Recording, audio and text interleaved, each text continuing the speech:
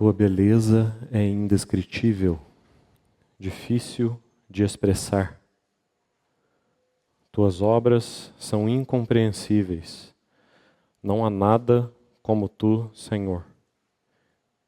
Quem poderá entender a Tua sabedoria? Quem poderá medir o Teu profundo amor? Tua beleza é indescritível. Majestade, entronizado estás. Maravilhoso és Tu, Senhor. Santo Deus, de quem a glória é. Maravilhoso és Tu. Irmãos,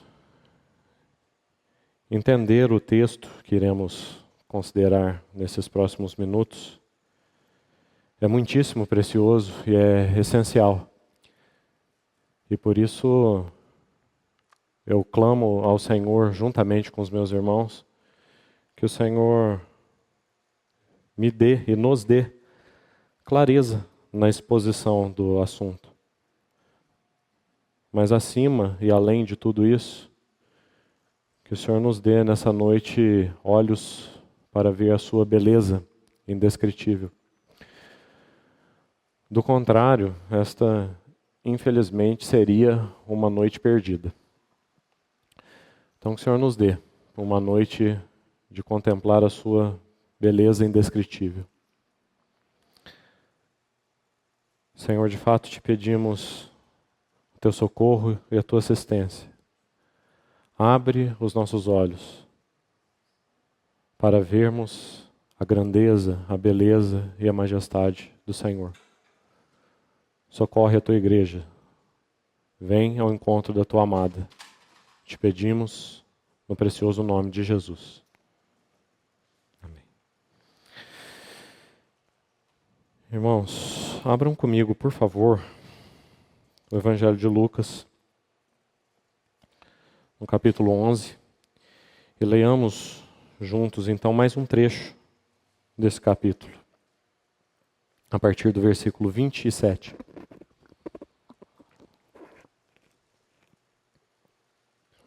Lucas 11, 27.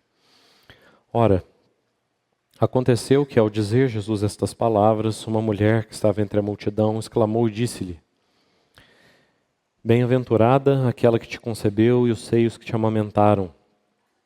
Ele, porém, respondeu: Antes, bem-aventurados são os que ouvem a palavra de Deus e aguardam. Como afluíssem as multidões, passou Jesus a dizer: Esta é geração perversa. Pede sinal, mas nenhum sinal lhe será dado, senão o de Jonas.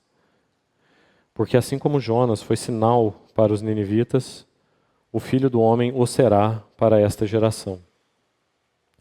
A rainha do sul se levantará no juízo com os homens dessa geração e os condenará, porque veio dos confins da terra para ouvir a sabedoria de Salomão.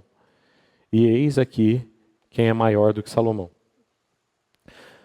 Ninivitas se levantarão no juízo com esta geração e a condenarão, porque se arrependeram com a pregação de Jonas. E eis, aqui está, quem é maior do que Jonas. Ninguém, depois de acender uma candeia, a põe em lugar escondido, nem debaixo do alqueire, mas no velador, a fim de que os que entram vejam a luz. São os teus olhos a lâmpada do teu corpo. Se os teus olhos forem bons, todo o teu corpo será luminoso. Mas se forem maus, o teu corpo ficará em trevas.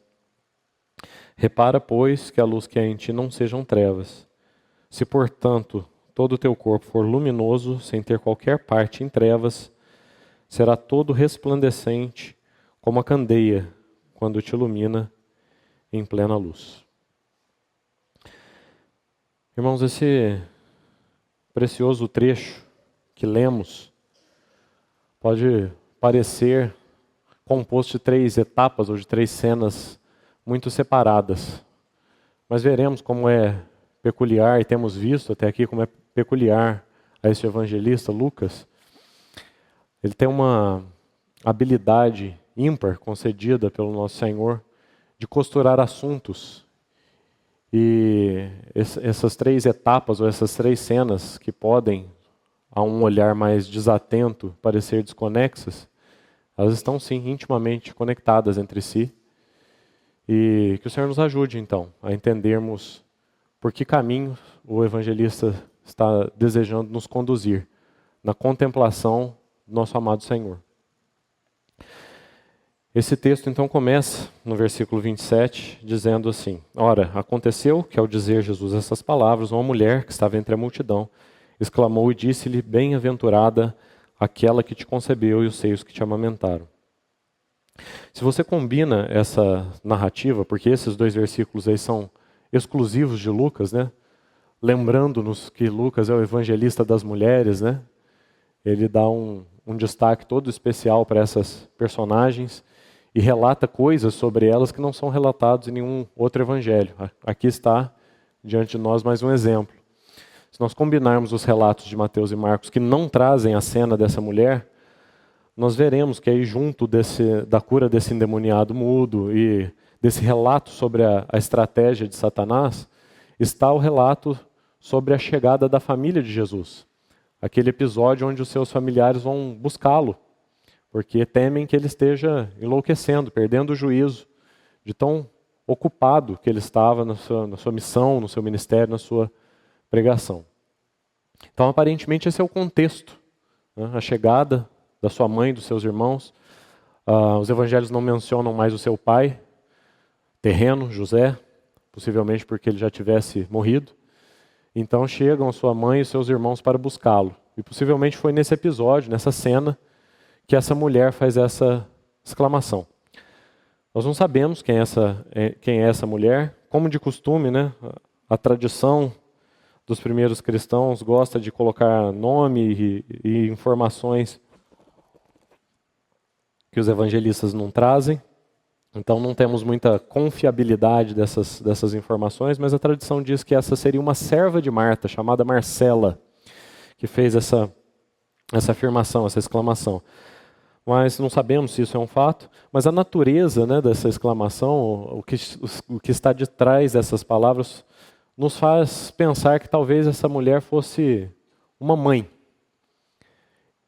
Ou talvez alguém que tivesse um desejo de ser mãe, mas que não tivesse filhos. Ou uma mãe frustrada com os seus filhos. E então, de certa forma, ela viu aquele filho, aquele precioso filho de Maria, e a sua mãe, então, se achegando, se aproximando dela, e algo despertou no seu coração alguma forma, algum tipo de inveja e de desejo dela que seus filhos fossem como aquele filho.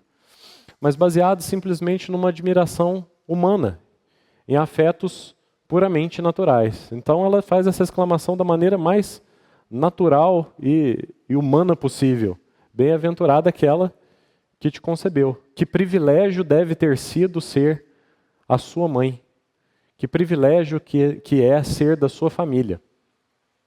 E veja que interessante. No versículo seguinte, o Senhor não exatamente corrige o que ela disse. Não diz assim, não, a minha mãe não é bem-aventurada. Ele nem poderia dizer isso, porque o próprio anjo Gabriel, quando foi fazer o anúncio do nascimento de Jesus para sua mãe, disse que ela seria bem-aventurada. Bem-aventurada essa.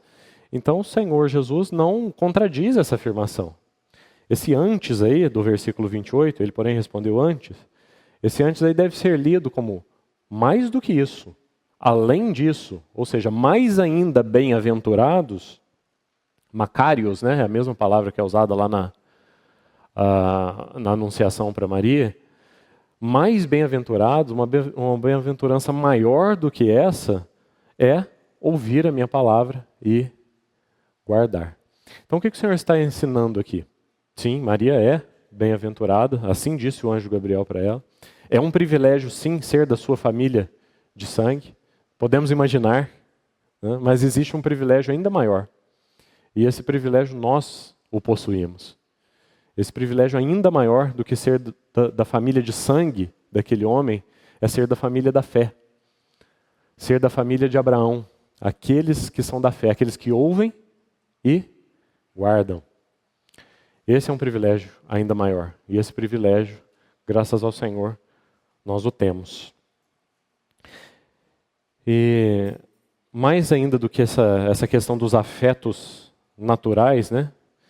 E o Senhor aqui muito agudamente põe essa imagem que já começava a se formar de maneira errônea sobre a sua mãe, né? E que desses dias dele próprio em diante só piorou, né? Culminando com a visão que o catolicismo hoje tem de Maria. O Senhor dá uma aguda visão do real lugar dela no propósito do Senhor, né? Mas mais do que isso, ele lida com afetos naturais, com essas relações puramente familiares. E ele coloca a relação da fé num patamar superior. Além disso, ele corrige essa atitude entusiasmada que essa mulher tem. Não que o entusiasmo em si mesmo esteja errado. Nós podemos e devemos, é muito precioso que nós sirvamos ao Senhor e falemos dele e louvemos a ele com entusiasmo. É precioso. Mas há algo mais bem-aventurado e mais precioso do que o entusiasmo.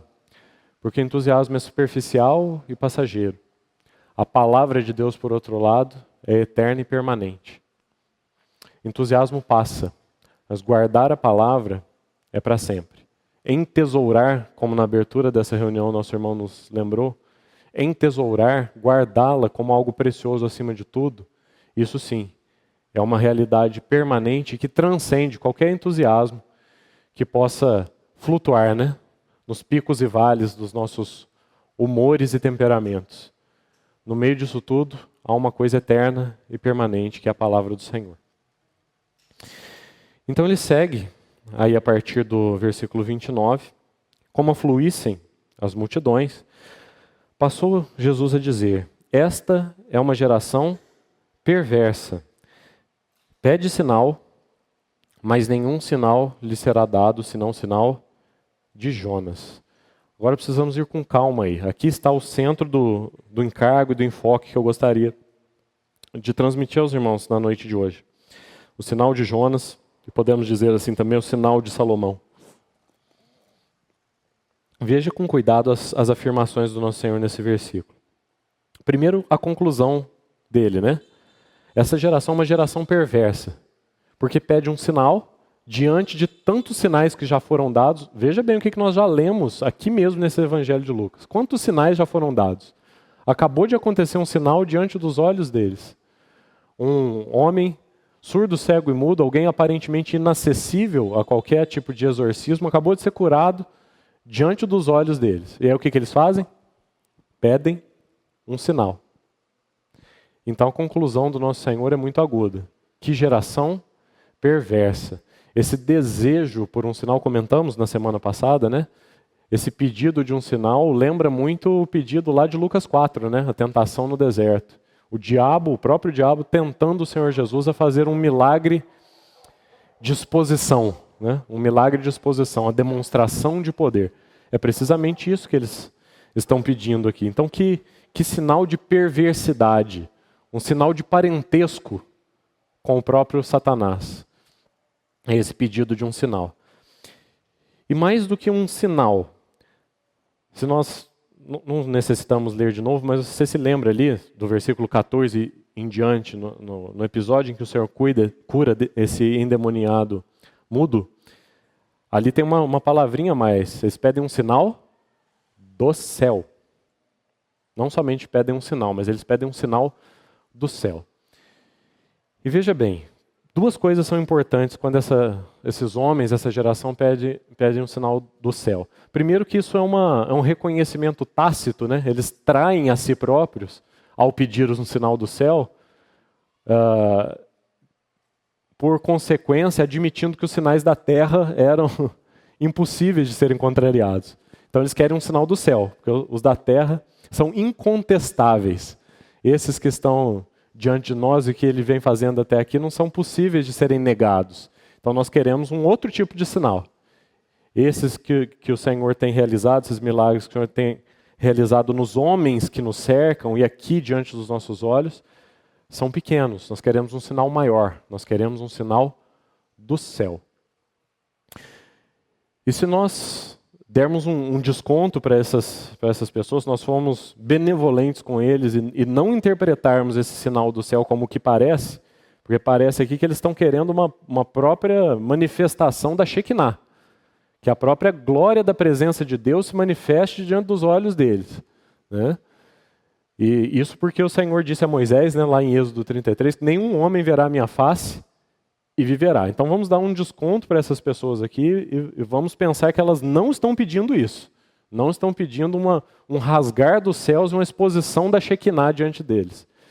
Se não é isso que eles estão pedindo, então no mínimo o que eles estão pedindo talvez seja assim algum sinal cósmico, né? Um sinal do céu, como um sinal literal do céu natural, um eclipse, né?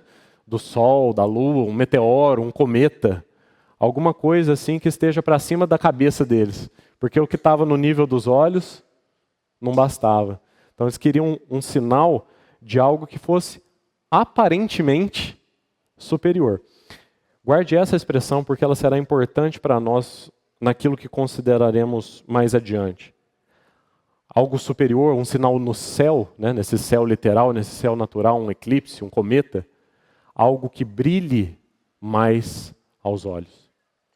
Esses sinais que o Senhor tem feito aqui na terra não brilham o suficiente. Nós queremos algo aparentemente mais elevado, algo no céu, algo que brilhe mais aos nossos olhos. Então guarde isso. E a resposta do Senhor, então, é tremendamente sondadora, né? Que resposta o Senhor dá a esse pedido de um sinal do céu? Nenhum sinal lhe será dado, senão o sinal de Jonas. Você percebe o que o Senhor está dizendo aqui? Eles estão pedindo um sinal de cima, um sinal do céu. Qual é o sinal de Jonas? Mateus complementa com uma frase que não está presente. Mateus 12 complementa com uma frase que não está presente aí no relato de Lucas.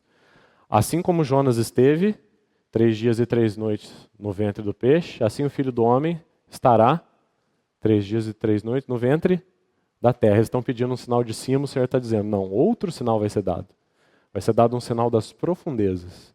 O Filho do Homem estará 3 dias e 3 noites no ventre da terra. Vocês estão olhando para o lugar errado. Vocês querem um sinal no céu, o sinal que vai ser dado para vocês é um sinal das profundezas. O Filho do Homem há de morrer e ressurgir. Você percebe que essa afirmação aqui, além de grave, né, e que contradiz completamente as expectativas daqueles que pediram esse sinal, né, dizendo que eles estão olhando para o lugar errado, ela demonstra, porque diz assim, nenhum sinal lhe será dado, senão o de Jonas. Esse sinal que o Senhor chama de sinal de Jonas, de estar 3 dias no ventre da terra, e evidentemente, se estar por 3 dias é porque ele vai sair de lá, então o sinal da sua morte, sepultamento e ressurreição é o sinal. Nenhum sinal será dado, senão este sinal. Então o Senhor está chamando a sua morte e ressurreição de o sinal mais importante. Essa é a demonstração única, última e final de que ele é o Messias. Estar 3 dias no ventre da terra e depois ressuscitar. Não é à toa que Paulo vai dizer depois que se Cristo não ressuscitou, é vã a nossa pregação, é vã a vossa fé, e ainda permaneceis nos vossos pecados. Então aqui o próprio Senhor está dando o devido lugar a este sinal, o sinal da ressurreição. Mas há mais detalhes para nós nos atentarmos aqui. O versículo seguinte, versículo 30, diz assim: porque, assim como Jonas foi sinal para os ninivitas, o Filho do Homem o será para esta geração. Então, que tipo de sinal, precisamos fazer essa pergunta, né? O que significava Jonas? Qual é o significado da vida, da história, da pregação de Jonas? E, especialmente, o que significou a vida e o testemunho de Jonas para os ninivitas, né? Em primeiro lugar, Jonas foi mandado a Nínive e aconteceu todos os desvios de rota que nós conhecemos da história, né? Mas de fato ele chegou a Nínive, na barriga do peixe. Ele foi mandado a Nínive para quê? Qual era o assunto? Ele deveria anunciar àqueles ninivitas que eles se arrependessem. Então Jonas era um sinal para os ninivitas de como o Senhor os enxergava. Qual era a posição, qual era o estado daqueles homens de Nínive aos olhos de Deus. Era este sinal que Jonas era para os ninivitas. Qual é o seu real estado aos olhos de Deus? Então aqui a primeira coisa que o Senhor está fazendo é colocando os israelitas, perceba como isso é chocante para os judeus que se entendiam, e até certa medida com alguma razão, um povo privilegiado. Porque de fato são os herdeiros dos oráculos de Deus. Mas aqui o Senhor está dizendo, vocês foram confiados os oráculos de Deus, mas o caminho para o resgate, para a salvação de vocês, é o mesmo dos ninivitas. Esta geração, eu sou para esta geração o mesmo sinal que Jonas era para os ninivitas. Um sinal de que vocês são uma geração perversa que necessita de arrependimento. Era este sinal que Jonas era para os ninivitas. É com esses olhos que o Senhor enxerga vocês. Uma geração perversa que precisa de arrependimento. Que precioso é que essa lição esteja localizada nesse evangelho de Lucas, né? Porque Lucas, como nenhum outro, o único autor gentio, né, dos evangelistas, esse único autor gentio é aquele que de forma tão preciosa nos apresenta a universalidade da graça de Deus. Então, que em uma frase o Senhor coloca ninivitas e judeus no mesmo patamar.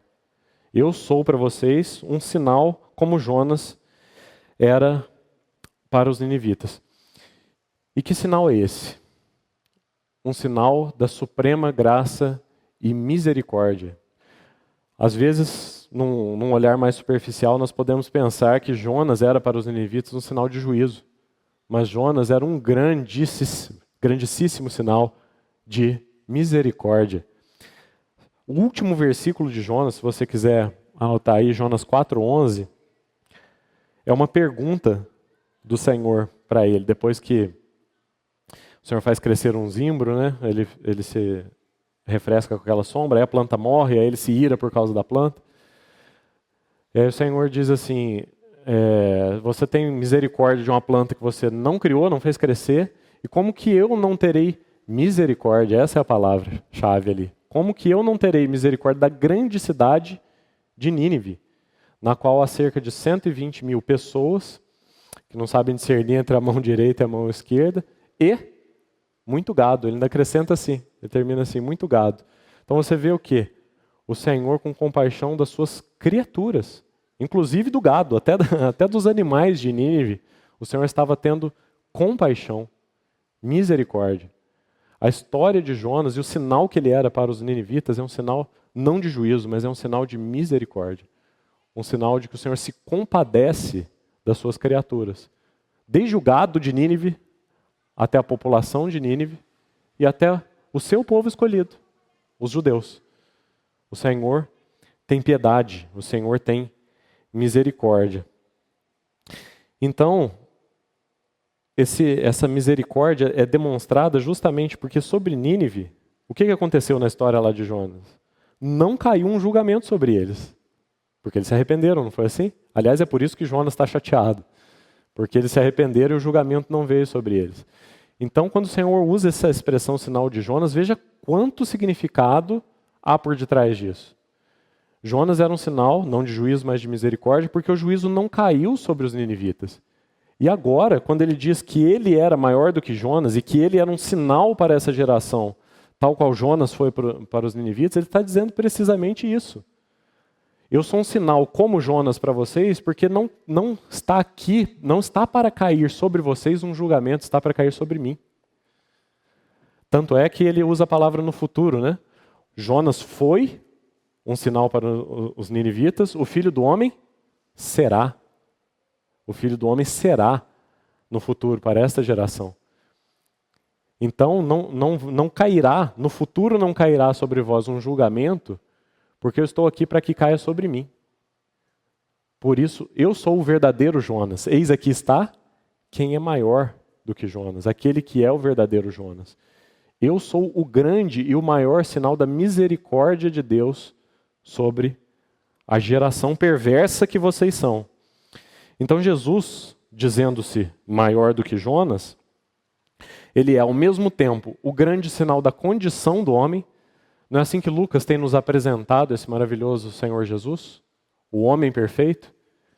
Diante dessa demonstração de que homem é este que nos está sendo apresentado, nós não temos outra reação a não ser ver a nossa condição.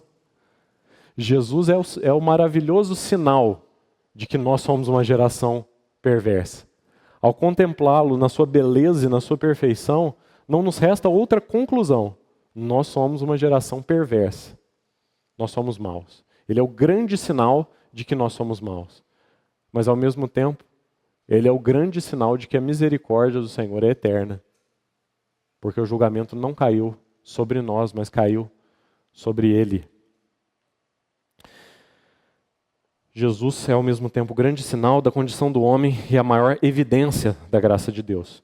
Então Mateus, nesse texto paralelo, capítulo 12, acrescenta aquela expressão que nos lembramos agora há pouco. Ele acrescenta os 3 dias, né, no ventre do peixe, Jonas 3 dias no ventre do peixe, e Jesus 3 dias no ventre da terra. O que nos leva a entender que a única base, o único terreno no qual os homens podem tocar, podem comungar com o Filho do Homem, com letra maiúscula, é na morte e ressurreição dele.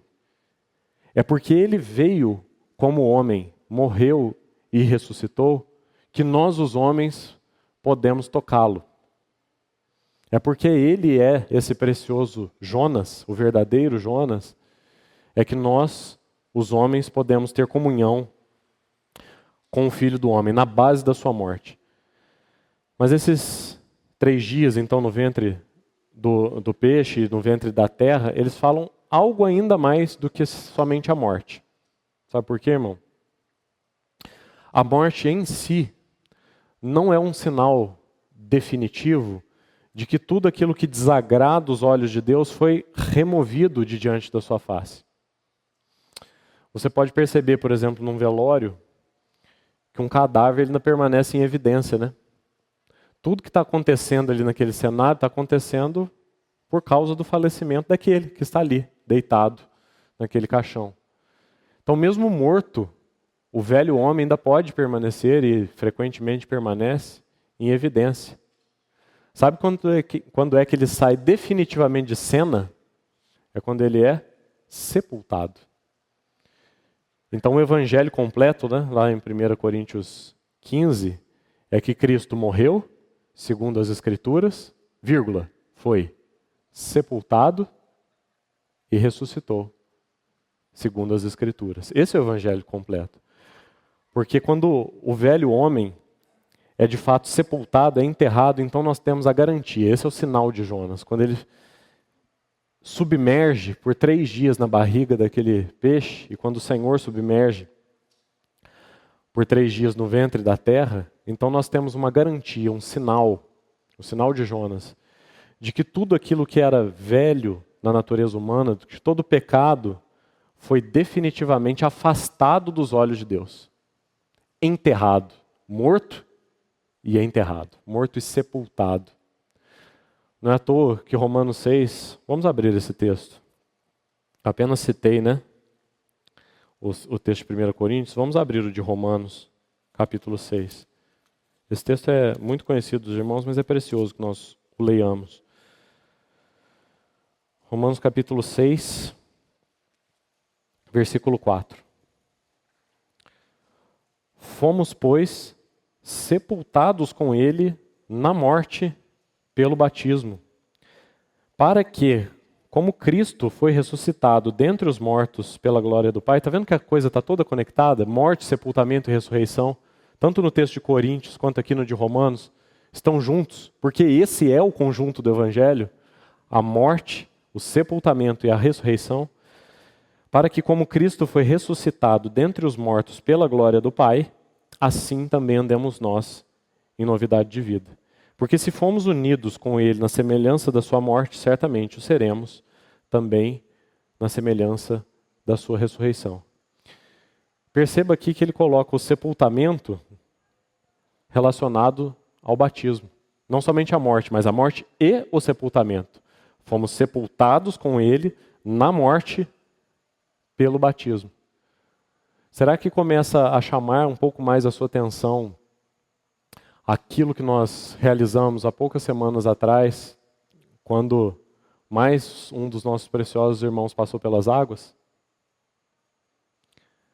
Qual é o real significado disso que para nós é muito mais do que um mero ritual, mas um sacramento instituído pelo nosso Senhor? Qual é a importância do batismo? Que testemunho que ele dá? Morremos com Cristo e com ele ressuscitamos. Mas entre o morremos e ressuscitamos tem uma coisa: sepultados. Sepultados.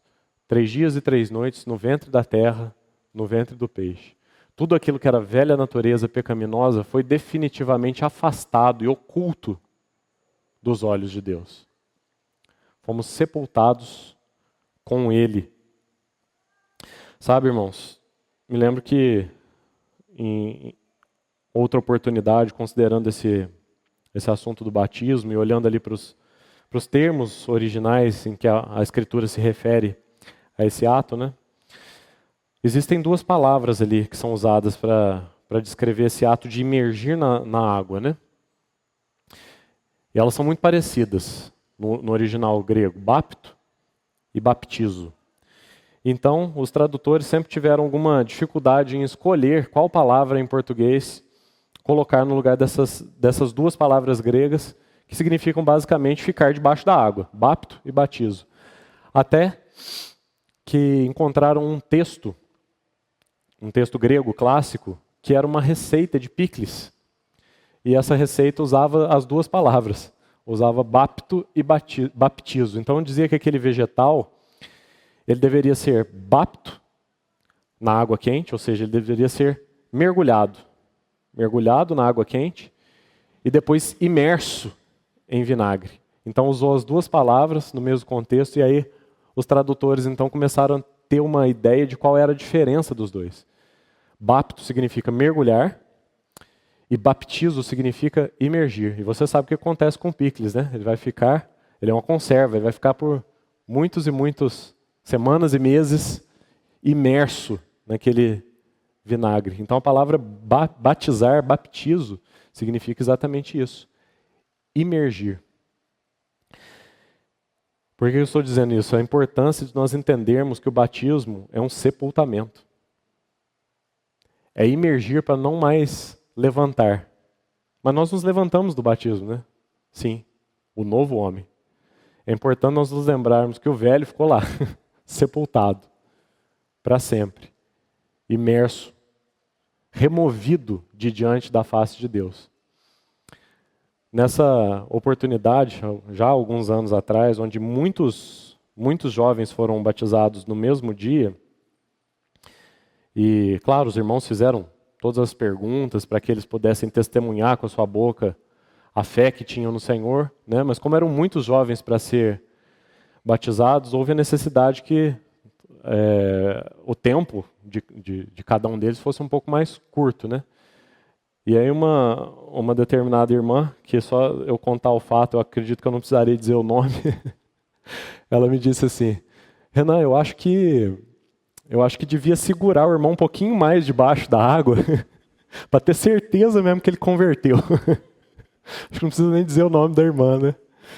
E, dados os descontos, né, do estilo e da personalidade da irmã, ela tem muita razão no que ela disse. De fato, é muito significativo que nós permaneçamos debaixo da água, né?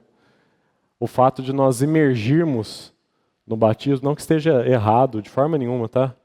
O batismo por aspersão. Eu penso até que existem algumas situações onde ele é desejável, né? Imagina uma pessoa no seu leito de enfermidade, num leito de morte, recebe o Senhor, quer dar um testemunho público disso, você vai fazer o quê? Tirar ele da cama e enfiar dentro d'água?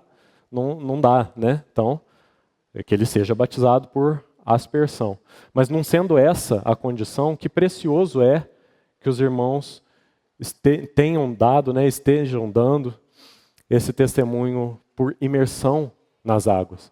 E que todas as vezes que a nós seja dada a oportunidade de testemunharmos de novo essa cena, que nós nos lembremos de Jonas no ventre do peixe e do Senhor Jesus no ventre da terra.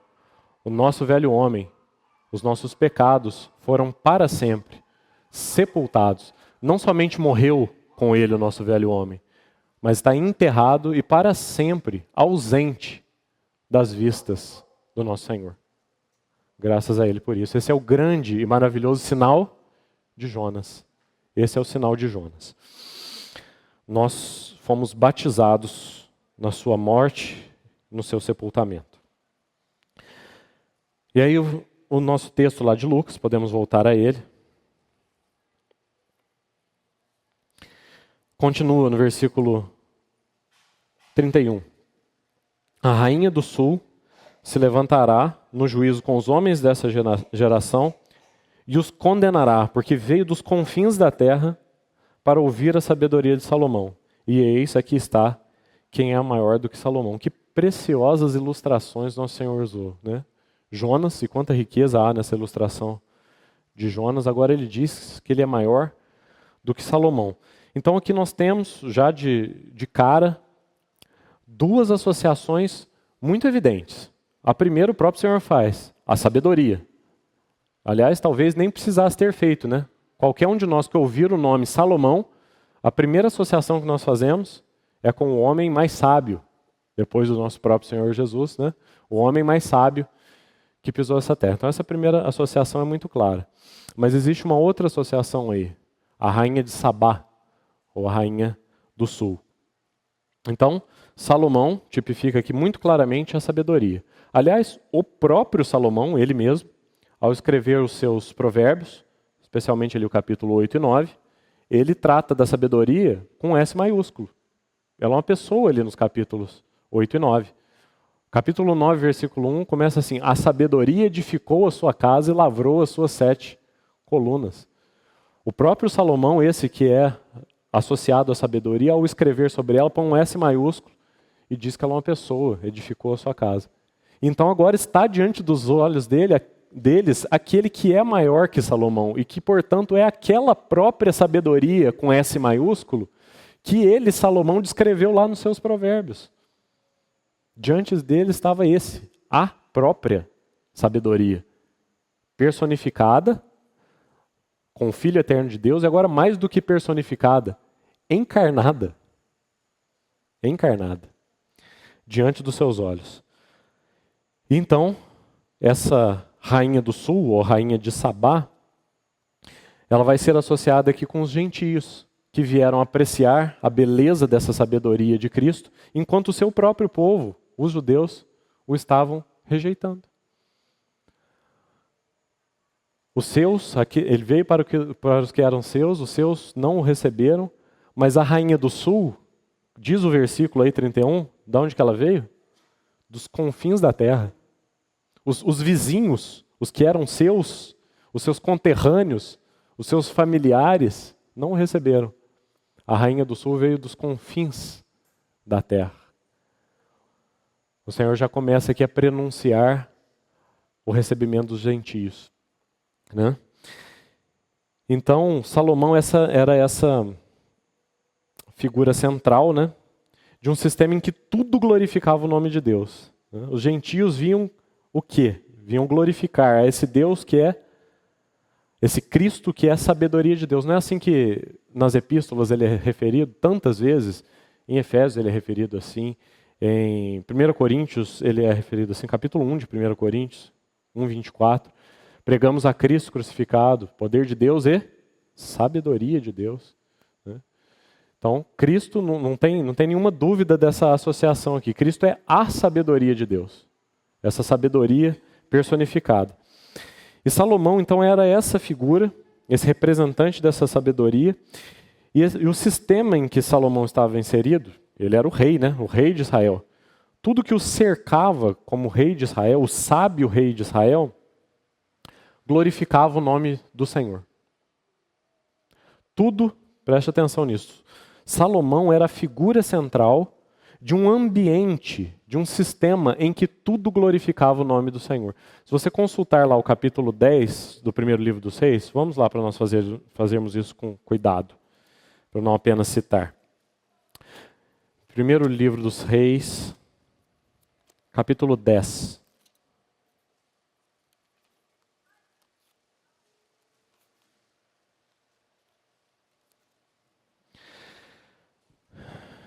1 Reis 10, vamos ler apenas os primeiros versículos. Versículo 1. Tendo a rainha de Sabá, ou rainha do sul, como se refere Lucas, ouvido a fama de Salomão. Qual era a fama de Salomão? Fama de Salomão com respeito ao nome do Senhor. Já começou a perceber o que está acontecendo aí? Salomão é um centro de um sistema onde tudo glorifica o nome do Senhor. Veio prová-lo com perguntas difíceis. Aí descreve a comitiva no versículo 2, no versículo 3 Salomão lhe dá as respostas, e olha o versículo 4. Vendo, pois, a rainha de Sabá toda a sabedoria de Salomão, que é mencionada lá por Lucas, né? Mas veja o que mais que ela viu. Ela viu a sabedoria de Salomão, a casa que edificara, a comida da sua mesa, o lugar dos seus servos, dos seus oficiais, o serviço dos seus criados e os trajes deles, e os seus copeiros, e o holocausto que oferecia na casa do Senhor, ficou como fora de si. Salomão é o centro de um ambiente que, na sua totalidade, glorificava o nome do Senhor. Então você percebe que o Senhor Jesus, ao se colocar como o verdadeiro Salomão, aquele que é maior do que Salomão, ele está falando algo mais do que apenas dele mesmo. Ao se colocar como o verdadeiro Salomão, ele inclui a sua casa, os seus servos e tudo mais que estava ao redor dele e que, assim como ele próprio, glorificava o nome do Senhor. Esse é o nosso verdadeiro Salomão. E é por isso que a rainha de Sabá veio dos confins da terra. As suas afeições foram movidas por ver a glória de Salomão e tudo mais que o rodeava. Por causa da sua fama, a rainha fez essa longa viagem. Salomão é um sinal de que as belezas do Senhor movem as nossas afeições em direção a Ele. Voltemos lá ao nosso capítulo de Lucas, para lermos o versículo 32. Então o Senhor termina o versículo 31 dizendo: eis aqui está quem é maior do que Salomão. E o 32 ele diz assim: ninivitas se levantarão no juízo com esta geração e a condenarão, porque se arrependeram com a pregação de Jonas. E eis aqui está quem é maior do que Jonas. Então o Senhor está aqui dando um duplo sinal, e maravilhoso sinal. Por um lado, dissemos, né, que Jonas é o sinal de que tudo que ofende a Deus foi removido de diante dos olhos de Deus. Ilustramos isso com o sepultamento. Né? Tudo que desagrada a Deus foi removido de diante dos seus olhos. Por outro lado, Salomão é um sinal de que tudo que agrada a Deus foi trazido para o lugar daquilo que foi removido. Jonas é um sinal de que aquilo que desagrada foi removido. Salomão é um sinal de que tudo aquilo que agrada, que glorifica o nome do Senhor, foi trazido para diante dos olhos do Senhor. O outro sinal, o sinal de Salomão. Se Jonas é um sinal de que a graça de Deus se moveu em direção a nós, porque ele é quem foi enviado para os ninivitas, não é isso? Jonas foi mandado para Nínive. Jonas é um sinal de que a graça de Deus se moveu em direção a nós. Salomão é um sinal de que a beleza do Senhor move as nossas afeições em direção a Ele. E por isso a rainha de Sabá veio dos confins da terra. Por isso começamos essa reunião como começamos. A tua beleza é indescritível.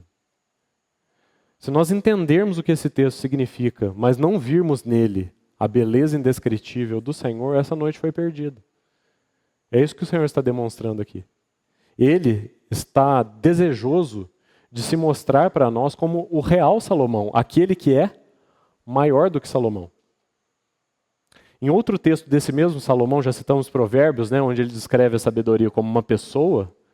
Outro texto desse mesmo Salomão, o livro de Cantares, ele descreve a sua relação de amor com a sua amada. Ele é o precioso noivo. E a sua noiva desfalece de amor. Quais são as palavras da sua noiva para ele? O meu amado é o mais formoso. A sua cabeça, os seus cabelos, a sua face. Quem está sendo descrito ali em primeiro plano, naturalmente, é o próprio Salomão, né? Aquele livro é sobre a sua história de amor com a Sulamita. Mas nós sabemos muito bem de quem ele está falando. Está falando daquele que é maior do que ele. Aquele cuja beleza é indescritível. Então, Jonas é um sinal de que a graça de Deus se moveu em direção a nós. Salomão é um sinal de que a beleza do Senhor nos move em direção a Ele. E então, o nosso capítulo 11 de Lucas prossegue aí para o versículo 33, a parábola da candeia. E o Senhor começa essa parábola dizendo assim: ninguém, depois de acender uma candeia, a põe em lugar escondido, nem debaixo do alqueire, mas no velador, a fim de que os que entram vejam a luz.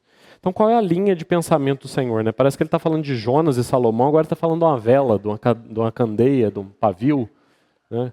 Será que o nosso Senhor mudou assim abruptamente de assunto? Não, o Senhor está fazendo primeiro uma linha de pensamento natural, lógica, com as pessoas com quem ele está falando. E o que ele está fazendo aqui num primeiro plano, nós veremos ainda outras consequências disso, mas num primeiro plano, ele está acusando com toda a propriedade, com toda a razão, os seus opositores de desonestos, de desonestidade intelectual. Como que dizendo assim: vocês estão me pedindo um sinal, vocês querem que eu acenda uma luz, mas vocês querem enfiar essa luz num lugar escondido. O que adianta eu acender uma vela se vocês puserem debaixo do alqueire? Por que vocês me pedem um sinal? Por que vocês me pedem para acender uma luz se vocês querem jogar uma coberta por cima dela? Então essa é a linha de pensamento dele, ele não mudou de assunto. Ele os está acusando de pedir um sinal, pedir que ele acenda uma luz, que ele acenda uma vela, mas eles querem jogar uma coberta por cima da vela. Essa é a linha natural de raciocínio. Mas como nosso Senhor sempre é mais profundo do que isso, do que a simples argumentação contra os seus opositores, ele nos dá aqui conexões e lições importantíssimas. A primeira que salta ao meu coração vem da Epístola aos Efésios. Os irmãos abram comigo, por favor, Efésios capítulo 3.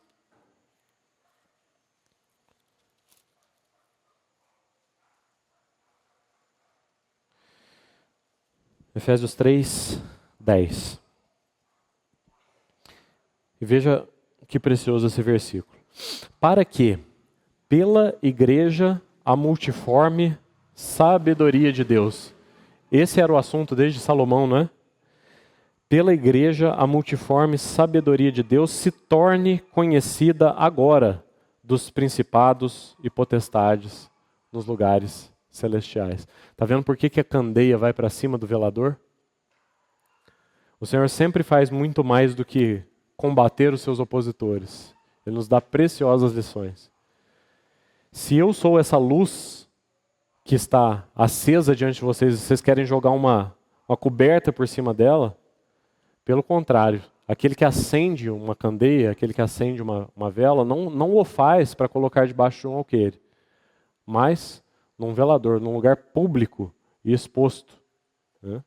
Para que, pela igreja, por aqueles que o Pai me deu, aqueles que comungam comigo, a multiforme sabedoria de Deus, o verdadeiro Salomão, aquele que é maior do que Salomão, seja manifesto para principados e potestades. Então, primeira lição importante. A igreja é essa luz. Em primeiro lugar, Jesus, ele próprio é essa luz. Ele é a candeia que foi acesa. Mas porque nós comungamos com ele, nós somos luzeiros. Eu sou a luz do mundo, vós sois a luz do mundo. Porque ele é a luz do mundo, nós somos a luz do mundo. E essa candeia foi acesa não para ser colocada debaixo de um alqueire, mas num velador, e termina o versículo, a fim de que os que entram vejam a luz. Claramente falando de testemunho. Então, quais são as lições importantes? Primeiro, o Senhor é a luz. Segundo, nós somos a luz, nós somos as candeias. E para que essas candeias iluminem aqueles que entram, ou em outras palavras, né? Para que a igreja verdadeiramente seja luz, como ele é luz, então, essa lâmpada, essa candeia, essa vela, não pode ser colocada em lugar escondido e nem debaixo do alqueire, mas num velador, num lugar exposto. Em primeiro lugar, isso nos fala de separação. A luz não brilha se ela estiver no chão, coberta por essa terra. Ela só brilha se ela estiver separada do chão, mais elevada do que o mundo. Não tem luz de testemunho, não tem brilho, não tem aqueles que entram vendo a luz, se não houver separação do chão, se não houver distância deste mundo. Parece que eu estou dizendo uma coisa óbvia, irmão, mas a igreja dos nossos dias esqueceu dessa lição. E pelo contrário, ela tem achado, e não somente achado, tem dito, tem afirmado que para brilhar para o mundo, para que ela brilhe aos olhos do mundo, ela deve parecer com o mundo. Não poderia haver nada mais erroneamente interpretado. A igreja dos nossos dias tem entendido que precisa se parecer com o mundo para atrair o mundo. O que o Senhor está dizendo aqui é o exato oposto. Que para que os que entram, para que os de fora vejam a luz, essa candeia deve estar fora do chão, separada dessa terra. Nós temos entendido que santidade é um repelente, quando nós não poderíamos estar mais enganados. A beleza do Senhor e, consequentemente, a beleza da sua igreja reside especialmente na sua santidade, no fato e na manifestação do fato de que ela é separada. É isso que significa a palavra santa. Diferente, separado. Nós não somos e nunca seremos testemunho, brilho, luz para o mundo se nos parecermos com o mundo. Pelo contrário, a candeia é acesa para ficar no velador, a fim de que os que entram vejam a luz. E o versículo 34 prossegue então: são os teus olhos a lâmpada do teu corpo. Se os teus olhos forem bons, todo o teu corpo será luminoso, mas se forem maus, o teu corpo ficará em trevas. Agora o Senhor está fazendo aqui outra conexão tão importante. Veja só. Até o versículo 33, quando o Senhor fala da candeia, o Senhor está falando de luz, né, dos objetos luminosos. Ele veio falando de quem? Sinal de Jonas, sinal de Salomão, podemos dizer assim, né? Ele vem falando de Jonas como um luzeiro brilhante, Salomão é outro luzeiro brilhante, a vela, a candeia é outra luz. Agora ele, entre aspas, mudou de assunto. Agora vai falar dos olhos. E é muito óbvia qual é a associação, né? Da luz com os olhos. Se não houver olhos, de que adianta haver luz? Esse é precisamente o argumento do nosso Senhor. De que adianta algo que brilhe mais? E é por isso que eu pedi para os irmãos guardarem o que nós dissemos lá no começo, quando eu falei sobre o sinal do céu, né? O que eles queriam quando pediram o sinal do céu? Queriam uma coisa mais brilhante. O Senhor expulsar demônio, curar leproso, não brilha o suficiente para nós. Nós queremos ver um cometa, nós queremos ver um eclipse, nós queremos uma coisa mais brilhante. E aí qual é a resposta do Senhor? De que adianta? De que adianta? Vocês querem uma luz mais brilhante? Eu posso acender a luz do sol na frente do rosto de vocês. Se vocês não tiverem olhos, se os teus olhos forem maus, não interessa o quanto que a luz brilhe, né? De que adianta algo que brilhe mais aos olhos se não há olhos capazes de ver? Ou, como é que eu posso dar um sinal? Não foi isso que eles pediram, né? Um sinal do céu. Como é que você dá sinal para um cego? Se nós apagarmos a luz desse lugar aqui, o que adianta eu gesticular? Que geração é essa que pede um sinal, mas não enxerga? Então ele para de falar do sinal, dos maravilhosos luzeiros, Jonas e Salomão, e ele próprio, um luzeiro muito maior do que os dois. E ele começa a falar então dos olhos. De que adianta eu ser esse luzeiro se vocês não têm olhos? Então, para que haja percepção desses maravilhosos luzeiros, nós precisamos de olhos bons. E aí, naturalmente, surge uma pergunta. O que é que significa olhos bons? Ou outras traduções trazem aí olhos simples. Talvez a maneira mais simples de nós entendermos o que são olhos bons ou olhos simples seja entender primeiro o contrário disso. O que não é olhos bons, o que não são olhos bons ou olhos simples. Simples significa constituído de um único elemento, constituído de uma só coisa, um único foco. É uma visão que não está embaçada e distraída por outras coisas mais. Isso é uma visão simples. Que outras coisas mais? Autointeresse, autocomiseração, autocomplacência, autoexaltação. Você está se lembrando de um exemplo recente? Quando nós consideramos o lar de Betânia, o que o Senhor diz para Marta? Uma só coisa. Olhos simples. Olhos que não estão distraídos com muitas coisas, mas são simples, têm um foco só, enxergam uma coisa só. Marta estava cheia de um monte de coisa. Autoexaltação. Não foi assim que consideramos quando estudamos o lar de Betânia? Ô Senhor, ninguém está vendo o que eu estou servindo, né? Não te incomoda que a minha irmã me deixe servir sozinha? Vocês não estão vendo que eu estou aqui trabalhando? Estou aqui dando meu melhor, estou fazendo, estou acontecendo, ninguém está vendo. Cheio de autoexaltação. Isso são olhos fora de foco. Autoexaltação embaça a vista. Compete com foco único do Senhor. Cheia também de autocomiseração. Senhor, coitadinho de mim, eu estou aqui trabalhando, feito uma escrava. E a minha irmã não me ajuda. O Senhor não tem dó de mim? Autocomiseração. Todos esses focos embaçam a nossa visão daquele cuja beleza é indescritível. É maior do que a de Salomão. Então, é isso que significa ter olhos bons. Olhos simples, que veem uma só coisa, somente o nosso Senhor. E o Senhor diz então que se nós tivermos esses olhos, que são bons, que são simples, que têm um foco só, Ele diz que todo o nosso corpo será luminoso. Olha que afirmação interessante e preciosa.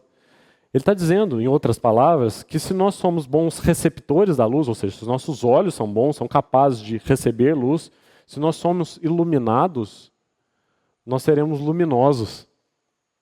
Que coisa impressionante que o Senhor está dizendo, né? Se os teus olhos forem bons, todo o teu corpo será luminoso. Então quer dizer que se nós somos bons receptáculos, se nós somos vasos adequados, se os nossos olhos estão sendo abertos para ver a beleza do Senhor, então nós seremos bons luzeiros. Bons luzeiros. Sabe por que tantas vezes o nosso testemunho é fraco? Muitas vezes é porque os nossos olhos estão embaçados. Nós não temos visto o Senhor com clareza. Então, como testemunhar com clareza? Como expor com clareza aquilo que nós não vimos com clareza? Como explicar com clareza aquilo que nós não entendemos com clareza? Então, o primeiro passo para que a igreja seja de fato, a igreja como um conjunto e nós, os cristãos individualmente, cada um de nós, sejam bons luminares, boas candeias, é que nós sejamos bons receptores da luz. É que nossos olhos sejam bons e, por consequência, todo o nosso corpo será luminoso. Eu não quero me adiantar no texto, o nosso irmão já está chateado comigo, que ele queria a parábola da candeia, eu tomei das mãos dele, mas ainda tem muita preciosidade nesse texto para que ele possa explorar. Mas os textos que vêm adiante aí com os fariseus, eles vão falar sobre limpeza exterior, limpar o exterior do copo, e as vestes, e as mãos. Os fariseus eram plenamente capazes de lidar com vestes claras, vestes limpas. Eles faziam muita questão das suas vestes, do exterior do copo e do corpo, limpos. Mas por mais brancas e mais limpas que fossem as suas vestes, elas nunca seriam luminosas, como as vestes do nosso Senhor no Monte da Transfiguração. Porque eles não eram bons recebedores de luz. Por isso, as suas vestes, por mais brancas que elas fossem, elas não seriam luminosas, como as vestes resplandecentes de Jesus ali no Monte da Transfiguração. O Senhor, o Filho de Deus encarnado, estava com os olhos no Pai, vendo a glória do Pai. E porque ele ininterruptamente contemplava o rosto do seu Pai, o seu rosto brilhava. E brilhou diante daqueles homens sem véu mais, por alguns instantes, no alto daquela montanha. quando nós de fato vemos o Senhor como Ele é, nós somos transformados de glória em glória na sua própria imagem. Então aqueles que são vasos da luz se tornam candeias. Os receptores se tornam luminosos. Então os versículos terminam assim, 35 e 36. Repara, pois, que a luz que há em ti não sejam trevas. Se, portanto, todo o teu corpo for luminoso, sem ter qualquer parte em trevas, será todo resplandecente, como a candeia quando te ilumina em plena luz. Que notável, irmãos, é esse trecho do Evangelho de Lucas. Apenas para fazer uma recapitulação do que nós vimos até aqui no capítulo 11, né? Ele começa com os discípulos impressionados, com o Senhor orando, e pedem que o Senhor os ensine a orar. E o Senhor os ensina, ele dá um modelo perfeito de oração e mostra que o fim, a finalidade sublime da oração é receber o Espírito Santo, não é assim? Vós que sois pais, mal sabeis dar boas dádivas aos vossos filhos, quanto mais o Pai dará o Espírito Santo àqueles que nos pedirem. E aí, na sequência, ele mostra que é por esse Espírito de poder que ele expulsa demônios, no episódio que consideramos aí na quarta-feira passada.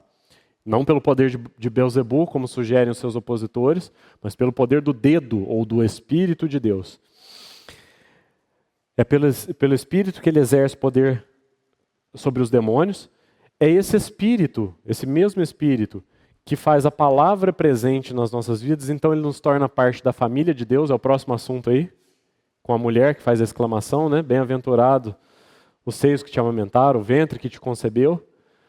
O Espírito Santo nos torna família de Deus, e ele termina agora mostrando que o Espírito Santo é a fonte de todo testemunho eficaz.